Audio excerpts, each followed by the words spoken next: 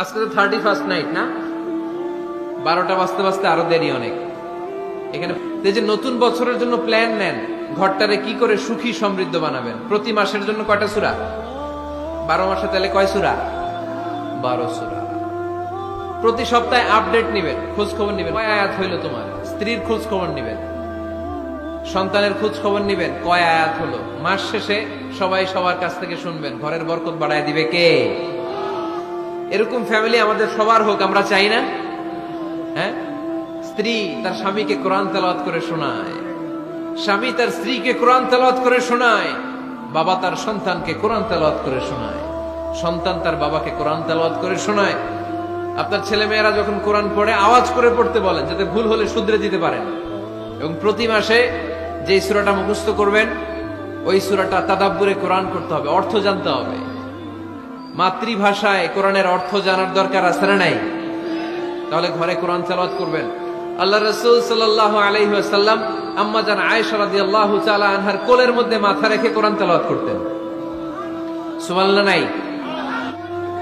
আম্মা জান আয়েশা রাদিয়াল্লাহু তাআলা আনহা বলেন, কেন আমার মাসিক চলা অবস্থায়, মেনসিওর চলা অবস্থায় আমার কোলে মাথা রেখে বিশ্বনবী কোরআন তেলাওয়াত করেছেন, আর আমি শুনেছি। চিল্লায় পড়েন সুবহানাল্লাহ। ঘরে শান্তি নাই, কারণ কোরআন তেলাওয়াত নাই। তো কোরআনের তেলাওয়াতও নাই, শান্তিও নাই। আল্লাহর হাবিব সাল্লাল্লাহু আলাইহি ওয়াসাল্লাম বলেছেন, সহিহ মুসলিমের হাদিস, তোমরা তোমাদের ঘরটারে গোরস্থান বানিয়ে রেখো না, কারণ শয়তান ওই ঘর থেকে দৌড়ে পালায় যেই ঘরে সূরাতুল বাকারা তেলাওয়াত করা হয়। সুবহানাল্লাহ পড়েন। এজন্য ঘর উদ্বোধনের সময় কোন সূরা পড়তে হয়? সূরা বাকারা। চিল্লায় পড়েন কোন সূরা? আওয়াজ করে পড়েন কোন সূরা?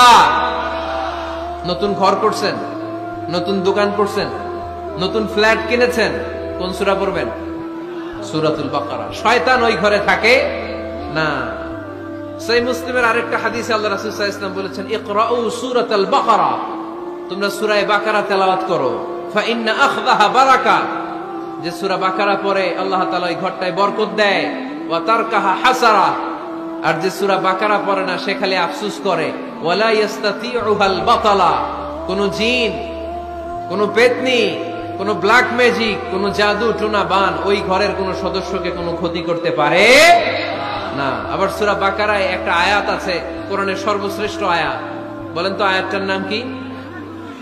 আওয়াজ করে বলেন কোন আয়াত? আল্লাহর হাবিব সাল্লাল্লাহু আলাইহি ওয়াসাল্লাম বললেন, মান ক্বারা আয়াতাল কুরসি দুবুরা কুল্লি সালাতিন মাকতুবা, প্রত্যেক ফরজ সালাতের পরে যে ব্যক্তি আয়াতুল কুরসি পড়বে তার জান্নাতে যাওয়ার ব্যাপারে আর কোনো বাধা থাকবে না। একটা মাত্র বাধা ছাড়া, সেটা হচ্ছে মরণ। লোকটা মরে না তাই জান্নাতে যায় না, মরলেই জান্নাতি। আওয়াজ করে পড়েন আল্লাহু আকবার।